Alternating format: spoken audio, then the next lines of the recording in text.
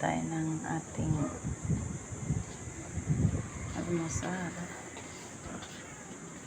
Almusal namin, paksiw na maliliit na hasa-hasa.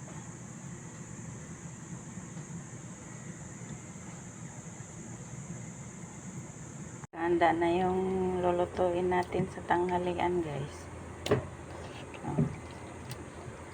Susugba natin to. Ayan. May timpla na po yan. Naka-marinate na siya. Ayan o. Luto na natin yung minarinate natin na pork.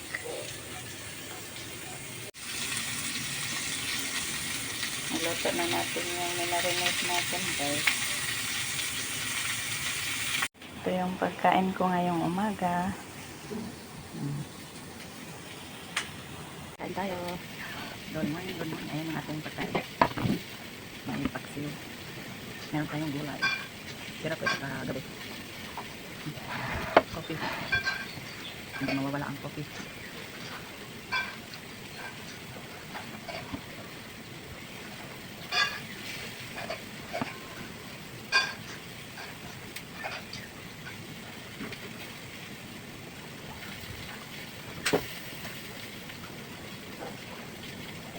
Kain tayo, guys. Harap ng ganito ipak. Naluluit.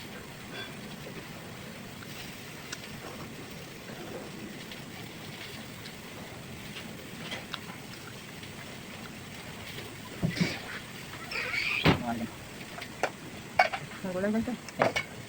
Sige.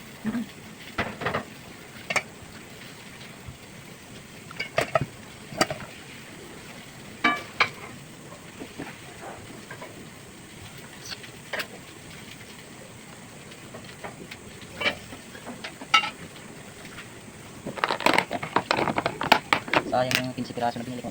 Bakit? Ang batag? Kaso, plastic lang pala. Managubay. Ngayon lang?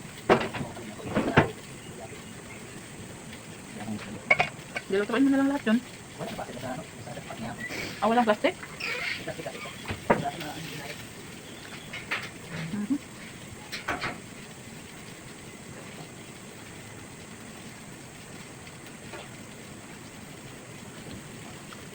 Luto na natin yung minarinate natin na pork.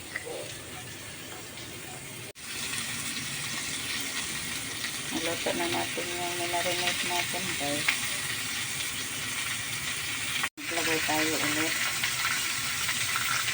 Meron na tayong luto dito. Ano yung ating pork, guys? Yung sinugba.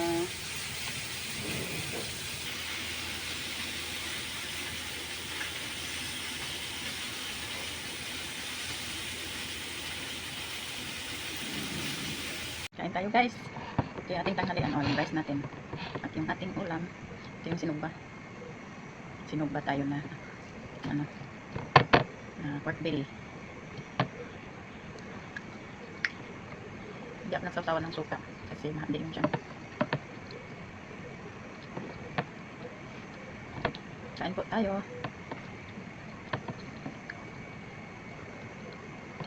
Masarap talaga itong may suka ba? Pero iwas muna ako.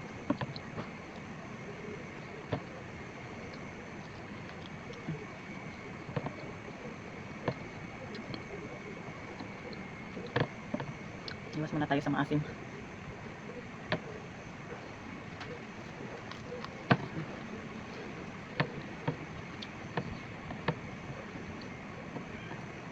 Nakapili kasi yung sikmura kapag laging nag-ano ng suka.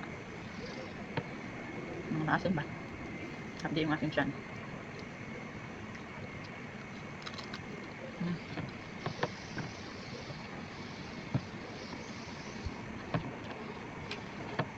Ang kain.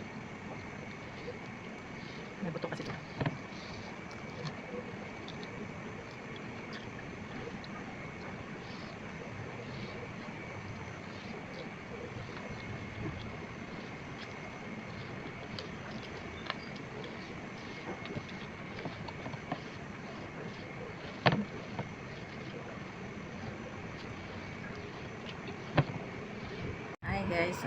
hapon na naman, magluto na naman tayo ng ating hapunan. So, ang lulutuin pala natin ngayon ay mag-ano ako ng upo, ginisang upo. Konting giniling. Let's go guys. Gulay natin, ang pinakamabait na gulay. Yan, upo. Ginisang upo. Yan ang ating gulay for today. Yan. May giniling po yan. Yan yung panghalo ko. Kunting giniling. Tapos igisa mo lang. Ayos na ang ating gulay. Ayan ha. Sarap yan. Wow.